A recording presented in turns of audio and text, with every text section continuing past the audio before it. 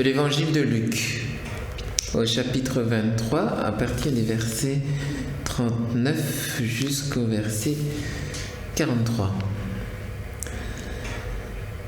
Jésus était en croix. L'un des malfaiteurs suspendus en croix l'injuriait. « N'es-tu pas le Christ? Sauve-toi toi-même et nous aussi. » Mais l'autre lui fit de vifs reproches. « Tu ne crains donc pas Dieu? Tu es pourtant un condamné toi aussi. Et puis pour nous c'est juste après ce que nous avons fait. Nous avons ce que nous méritons. Mais lui, il n'a rien fait de mal. » Et il disait, « Jésus, souviens-toi de moi quand tu viendras dans ton royaume. » Jésus lui déclara, « Amen, je te le dis, aujourd'hui, avec moi, tu seras dans le paradis. » Voilà la route, le chemin direct pour être sauvé. 1. Tu fais comme le bon larron. Tu reconnais ton péché. Je reconnais que je suis un homme pécheur. Moi, après ce que j'ai fait, c'est juste. Mais lui, c'est un homme qui n'a rien fait. Alors pourquoi est-ce qu'il est là crucifié? Moi, je reconnais, je suis pécheur. Et puis tu te tournes vers Jésus et tu lui dis, Seigneur, sauve-moi, souviens-toi de moi, s'il te plaît. Et la réponse de Jésus, c'est, je me souviens de toi. Accueillir Jésus comme sauveur, c'est cela. C'est lui ouvrir son cœur, reconnaître qu'on est pécheur, reconnaître qu'on a besoin d'un sauveur et se tourner vers lui. Alors si tu ne l'as pas encore fait, je te conseille de le faire dès aujourd'hui. Tourne-toi vers Jésus, reconnais ton péché, dis Jésus, viens dans ma vie, viens me sauver, prends-moi par la main, je t'accepte comme mon sauveur. Viens Seigneur Jésus, moi je reconnais que je suis pécheur, je reconnais que j'ai besoin de toi, viens me sauver. Et quand Jésus vient nous sauver, plus rien n'est capable vraiment de nous faire périr. Jésus a dit un jour, ceux qui sont dans ma main, ce que Dieu m'a donné, nul n'est capable de les retirer de ma main. Ils m'appartiennent. Et tant que nous-mêmes, par notre propre choix, notre volonté, nous ne quittons pas les mains du Seigneur, si jamais nous gardons espoir en lui, si nous restons dans ses mains, le jour où nous avons choisi Jésus comme sauveur, si nous ne le quittons pas, nous sommes assurés d'arriver un jour au paradis. Ça, c'est la promesse du Seigneur. Restons dans ses mains, c'est lui qui fait tout le travail. Seulement, je dois vous dire que si rester dans les mains du Seigneur, l'accepter comme sauveur, c'est vraiment déjà quelque chose de tellement beau et profond que je vous invite à faire dès aujourd'hui, qu'il y a tellement plus. Le bon larron, il est mort, mais qu'a-t-il fait?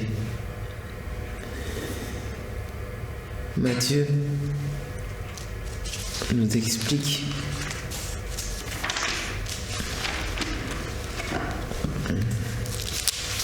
au chapitre 20, il nous raconte cette parabole. Le royaume des cieux est comparable au maître d'un domaine qui sortit dès le matin afin d'embaucher des ouvriers pour sa vigne. Il se mit d'accord avec eux sur le salaire de la journée, 1 denier, c'est-à-dire une pièce d'argent, et les envoya à sa vigne. Sorti vers 9 heures, il en vit d'autres qui étaient là sur la place sans rien faire. Et à cela il dit, allez à ma vigne vous aussi, je vous donnerai ce qui est juste. Ils y allèrent. Il sortit de nouveau vers midi, puis vers 3 heures, et fit de même. Vers 5 heures, il sortit encore, et en trouva d'autres qui étaient là, et leur dit, « Pourquoi êtes-vous restés là toute la journée sans rien faire ?» Ils lui répondirent, « Parce que personne ne nous a embauchés. » Il leur dit, « Allez à ma vigne, vous aussi. »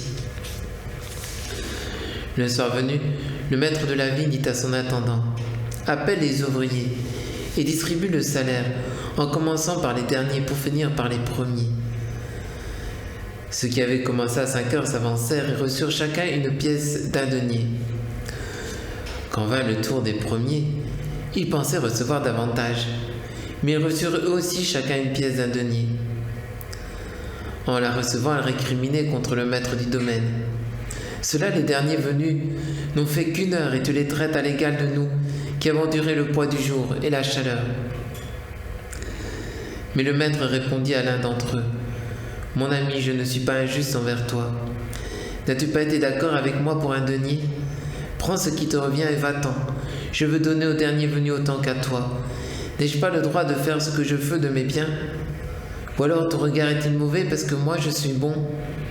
C'est ainsi que les derniers seront premiers et les premiers seront derniers. Nous voyons bien dans ce texte que le bon larron ressemble à ces derniers venus. La seule chose qu'il a fait au dernier moment de sa vie, c'est de dire « Seigneur, moi je veux te suivre, je veux vivre avec toi. » Il a reçu le même salaire, c'est-à-dire le royaume de Dieu. Si vous commencez à travailler aujourd'hui, dès maintenant, et que toute votre vie vous travaillez, vous aurez toujours le même salaire, le royaume de Dieu. Alors à quoi ça sert?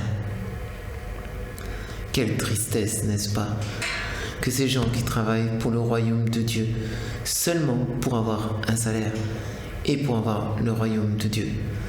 Tant qu'on travaille pour un salaire, eh bien on ne connaît pas encore Jésus, on ne l'aime pas. Les premiers venus auraient dû dire « Mais Seigneur, nous on va encore travailler plus, et même ce salaire on n'en a pas besoin. La seule chose qui nous fait plaisir, c'est de travailler à ta vigne. » Bien sûr, tous ceux qui choisissent Jésus aujourd'hui, demain, au dernier jour, au dernier soupir de leur vie, tout cela, tant qu'ils ne refusent pas eux-mêmes le Seigneur, pourront entrer dans le royaume de Dieu.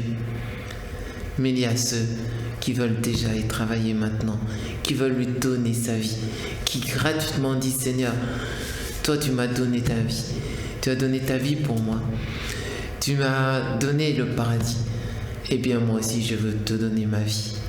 Je veux travailler à ton royaume. » Ça, c'est ceux qui veulent donner plus à Jésus.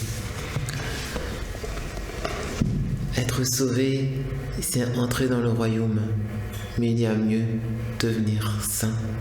Devenir saint, c'est-à-dire travailler dès maintenant, librement, non pas pour avoir une récompense dans les cieux, mais juste par amour de Dieu, par amour de mes frères, je veux travailler à sa vigne. Et pour ça, il me faut devenir saint. C'est exactement l'aventure qui est arrivée à cet homme riche qui a rencontré le Seigneur. Lui aussi, il voulait le royaume. Des pharisiens, Donc Marc 10, au verset 17. Jésus se met en route quand un homme accourut et tombant à ses genoux lui demanda « Bon maître, que dois-je faire pour avoir la vie éternelle en héritage ?» Jésus lui dit « Pourquoi dire que je suis bon? Personne n'est bon sinon Dieu seul. » Et puis Jésus lui dit « Tu connais les commandements, ne commets pas de meurtre, ne commets pas d'adultère, pas de vol, ne fais pas de faux témoignages, ne fais tort à personne, honore ton père et ta mère. » L'homme répondit « Maître, tout cela je l'ai observé depuis ma jeunesse. » Vous vous souvenez de la question, hein? Bon maître, que dois-je faire pour avoir en héritage la vie éternelle? Traduction, bon maître, que dois-je faire pour avoir en héritage le salaire d'un denier, comme ces gens qui travaillent à la vigne? Que dois-je faire pour mériter ce salaire? Une seule chose me manque, dit alors Jésus, en posant son regard sur lui et en l'aimant. Va, vends tout ce que tu as, donne-le aux pauvres, tu auras un trésor dans le ciel, puis viens et suis-moi. Mais lui, à ces mots, devint sombre et tout triste, car il avait de grands biens. En fait, il travaillait encore pour un salaire. Il ne travaillait pas par amour de Dieu, gratuitement. Alors Jésus répondit, comme il sera difficile à ceux qui possèdent des richesses d'entrer dans le royaume des cieux. Les disciples étaient stupéfaits de ces paroles. Il dit, mes enfants, comme il est difficile d'entrer dans le royaume des cieux. Il est plus facile à un chameau de passer par le trou d'une aiguille qu'à un riche d'entrer dans le royaume des cieux. De plus en plus déconcertés, les disciples se disaient entre eux, mais alors qui peut être sauvé? Voilà bien notre question. Qui peut être sauvé? Et Jésus répondit clairement, aux hommes c'est impossible, mais rien n'est impossible à Dieu. Dieu, on ne sait pas ce qu'il a fait de cet homme, mais probablement que cet homme qui avait quand même ce grand désir de faire le bien, un jour ou l'autre s'est tourné vers le Seigneur, et peut-être au soir de sa vie, au dernier moment, s'il a été à nouveau et la dernière heure, Il a dit, mais Seigneur, je reconnais que j'étais pécheur. J'ai entendu cet appel auquel je n'ai pas répondu. Moi, je mérite la mort. Mais souviens-toi de moi. Et le Seigneur l'accueillera.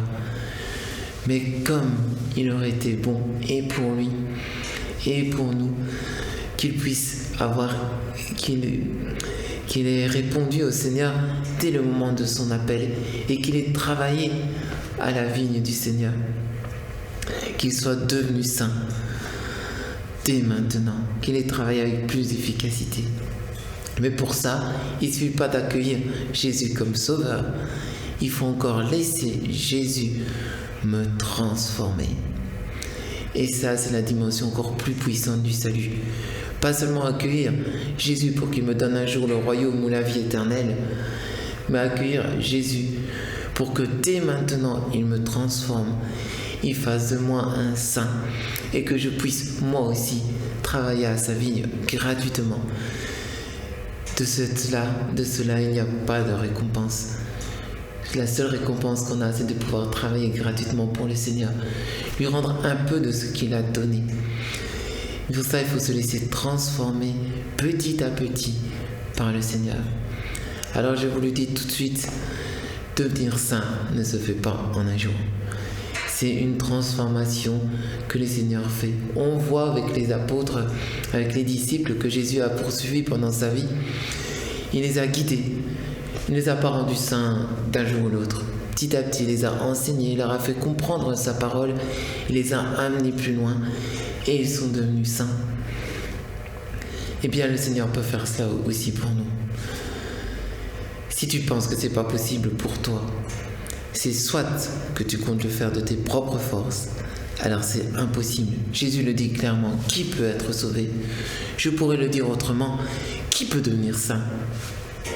Jésus répond clairement, pour les hommes, c'est pas possible. Alors évidemment, si tu crois que tu dois devenir saint par tes forces, pas possible. Ou bien, c'est que tu manques de foi. Parce que Jésus continue en disant, pour Dieu, rien n'est impossible. Il faut se laisser transformer. Dieu nous transforme petit à petit, mais c'est Dieu qui le fait. Alors toute la vie spirituelle cherche à répondre à cet appel que Dieu nous fait, à accepter l'œuvre que Dieu fait dans notre cœur. Alors pour bien comprendre, je vous rappelle ce que je vous ai déjà dit. Il faut une grande volonté, parce que Dieu ne fait rien sans nous. Dieu, c'est lui qui transforme notre cœur. Mais chaque fois qu'il vient pour transformer notre cœur, il ne le fait que. Il n'a la possibilité de ne le faire que si nous, on accepte de se laisser changer. C'est lui qui travaille, mais c'est nous qui devons accepter qu'il travaille en nous. La vie spirituelle consiste à se laisser transformer par Dieu, à se laisser devenir saint. Et donc un des grands travaux de la vie spirituelle, après avoir dit oui bien sûr, oui Jésus je t'accepte comme sauveur, oui Jésus j'ai envie que tu me transformes pour que dès maintenant tu fasses de moi un saint, parce que je sais que toi tu en es capable. Et dire que Dieu n'en est pas capable, c'est quelque part un blasphème. C'est dire mais Dieu tu n'es pas capable de me rendre saint, mais pourquoi il ne serait pas capable de me rendre saint, de te rendre saint? À Dieu rien n'est impossible. Je le répète, si tu penses que c'est impossible, c'est soit parce que tu manques de foi en Dieu, soit parce que tu crois que tu dois le faire par toi-même. C'est Dieu qui peut faire ça en toi. Alors, toute la vie spirituelle consiste à apprendre à écouter ce que le Seigneur veut faire en moi et apprendre à le laisser faire. Chez les serviteurs de l'amour, on appelle ça les petits pas. Alors parfois, on peut mal comprendre les petits pas en pensant que c'est nous qui devons faire pas par pas marcher vers la sainteté. Ben non, ce n'est pas ça. C'est nous qui devons nous laisser transformer pas à pas pour laisser Dieu agir en moi. Alors la question, c'est Seigneur, que veux-tu faire en moi? Il faut apprendre à écouter ces petits appels que Dieu nous donne dans le quotidien. Seigneur, qu'est-ce que tu me demandes à moi? Ces petits appels résonnent en nous comme un désir qui met en nous, comme une idée nouvelle, comme une conviction intérieure, comme un sentiment que c'est le moment de faire quelque chose. Mais pour ça, il faut se mettre à l'écoute. Il faut aller vers le Seigneur et lui dire: Seigneur, j'ai envie que tu me transformes, fais-le en moi. On se met à l'écoute et petit à petit, avec l'aide de nos frères et sœurs, on écoute et on dit: mais Seigneur, que veux-tu faire en moi? Puis tout d'un coup, on comprend qu'aujourd'hui, le petit pas qui veut me faire faire, c'est de téléphoner à quelqu'un à qui j'ai oublié de téléphoner depuis tellement longtemps. Un petit acte de charité. Ou bien de persévérer dans la prière. Ou bien de retourner à la Bible. Ou bien d'aller me confesser. Ou bien d'aller à la messe plus régulièrement. Ou bien de changer un mauvais caractère en moi. De changer une mauvaise habitude que j'ai prise. Quand on se laisse imprégner par le Seigneur, on entend ses appels. Et quand le Seigneur nous demande quelque chose, il veut aussi nous donner la force de l'accomplir. Et petit à petit, le Seigneur nous transforme. Le petit à petit dépend un peu de nous. Quand on y met beaucoup d'enthousiasme à l'écouter et à répondre, bien parfois ça va plus vite. Quand on ne veut pas tellement l'écouter, on stagne. Ou bien quand on l'écoute et qu'on oublie, eh bien on n'avance pas. C'est pour ça que dans la prière, et après je vais vous inviter comme petit exercice, après cet enseignement, d'aller vers le Seigneur, de vous mettre à genoux, de lui redire, d'abord, premièrement, Seigneur, je t'accueille comme mon sauveur. Et puis si vous voulez lui dire, mais Seigneur, ça ne me suffit pas que tu me sauves et que tu me donnes le paradis. Moi aussi j'ai envie de travailler pour toi, gratuitement à ta vie. Et du coup, apprends-moi à le faire, rends-moi saint. Allez vers le Seigneur, demandez-lui. Puis faites silence dans votre cœur. Prenez votre cahier et dites: Seigneur, que veux-tu changer en moi? Qu'est-ce que tu veux changer en moi aujourd'hui? Vous vous mettez à l'écoute et vous essayez de comprendre ce qu'il vous demande. Si vous pensez avoir compris, vous notez. Et vous y revenez. Et vous y revenez, vous leur demandez la grâce dans votre cœur de faire ce que vous avez cru entendre de la part du Seigneur et qu'il puisse le faire réellement dans votre cœur. Qu'est-ce qu'il veut changer dans votre cœur? Qu'est-ce qu'il veut convertir? À quoi il vous appelle? C'est un exercice qu'il faut faire régulièrement jusqu'à quand vous comprenez et jusqu'à quand ça devient naturel pour vous que le Seigneur peut vous changer. Jusqu'à quand vous comprenez et vous sentez ces impulsions qui viennent du cœur dans la vie quotidienne, qui sont en fait des appels du Seigneur à répondre à son appel, à changer quelque chose, à avoir un acte de charité, un temps de prière. Ces appels au fond de nous, qui sont la voix du Seigneur en nous.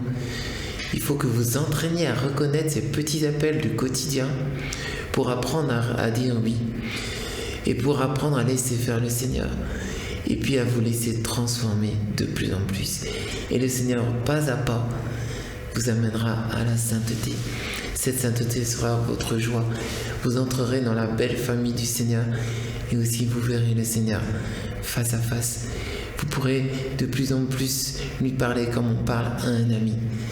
Et surtout, vous pourrez agir en son nom dans le monde et vous pourrez le transformer.